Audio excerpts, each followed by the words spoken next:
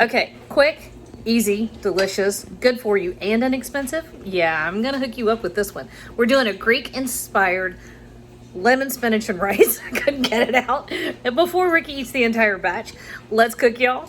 I got a family to feed.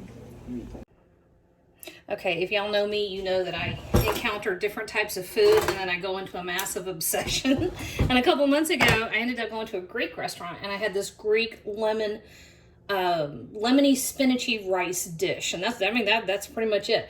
And it was so delicious. I just was obsessed. Now, for those of you that are going to freak out because I'm not doing it in an authentic manner, then please just walk on by, because what I'm going to make is going to be delicious and it's going to be just as good as the original. This is how I go about developing recipes when I do it just from taste, okay? So, Greek inspired, how about that? So 2 tablespoons of olive oil. And the olive oil actually in this dish, this is one of those things where if you have a good high quality extra virgin olive oil, don't use it to cook with, but use it to drizzle over the top to finish, because the flavor matters. And then I have 1 small onion. And I've got medium lowish heat. Medium lowish. So this onion is coming over here, and then I've got a couple cloves of garlic that are minced up. And we're just going to saute this for just a few minutes until the onion has begun to soften and it's all fragrant. And then behind me in my little rice cooker, I've got 2 cups of rice that I cooked. So all in, 1, 2, 3, 6 cups of rice. We won't use all of that, but you could if you wanted to. I mean, if you want to, go ahead. Anyway, we're just waiting on this to start getting fragrant and to soften up. All right, so our onion and other stuff, what is it? Garlic. Those have all softened up, looking good. All right, so now we're gonna add our spinach. This is just a 10-ounce package of spinach, and it seems like it's a ton, but like all the dark leafy greens, it wilts and breaks down pretty fast into what seems like nothing. Now this is one of those packages that says washed and ready to go. This is a little irritating, but it did save me a lot of labor, so I don't know why I'm fussing.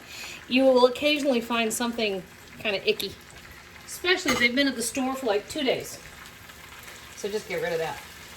So this is just getting a good stir. Whoops. Okay, except for that one.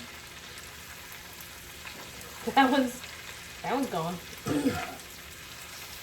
And as we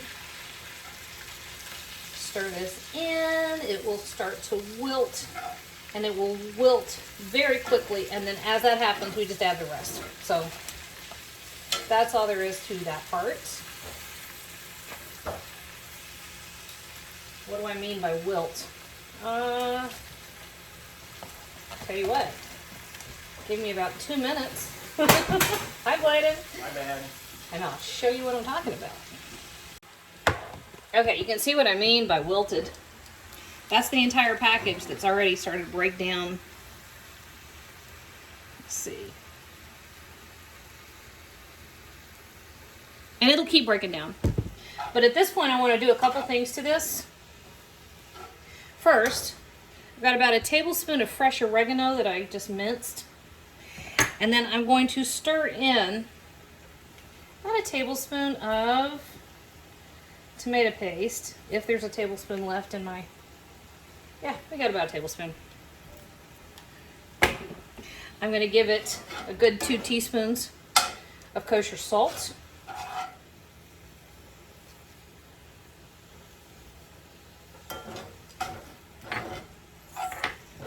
And this is the zest from about half of a lemon, which I don't know if the original one I had used zest or not, but I happen to adore the super lemony flavor. If you want some lemon but not as much, skip the zest, okay? If you're all about the lemon, then knock yourself out. Go for it. So you see how much that has broken down? That was smooth. And then I have the juice from the lemon that I zested. Okay. Now, I have also heard people say that you can't cook with acids in cast iron, and that's not true.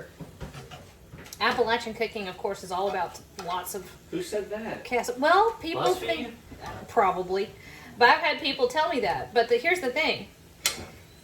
The acid, yes, if you cook with it and leave it in your cast iron, eventually it will eat up your cast iron and tear it up. However, if you're cooking in cast iron and caring for it well and keeping it, you know, nice and seasoned, then what really happens is that you get a lovely hit of iron in your diet, right? So there you go. Not enough to do the iron poisoning thing. Like, I know that people worry about that too. But cooking cast iron, keep it well seasoned. Okay, so let me show you what what it looks like at this point. See that? That's pretty beautiful. I would eat that just like it's. I have discovered just recently, and I'll show y'all some of the recipes I've come up with. I have discovered the glory of tomato and dark leafy greens. Beautiful. All right, I'm gonna grab my rice. I'll be back over here in a second. Ready? All right. This smells so good. Now, from what I've read online, and I didn't even think about this at first, when I was working on this, theoretically you're supposed to go after a medium grain rice. Well, I didn't do it, and that's not something we're going to find in our stores commonly. You know, of course I could order it online, but I have just a plain old long grain rice. This is 2 cups, which I think is just about the perfect ratio. And we're just stirring this in. I could live on this. Okay, give me half a second. I'm going to grab a clean plate. Look at this.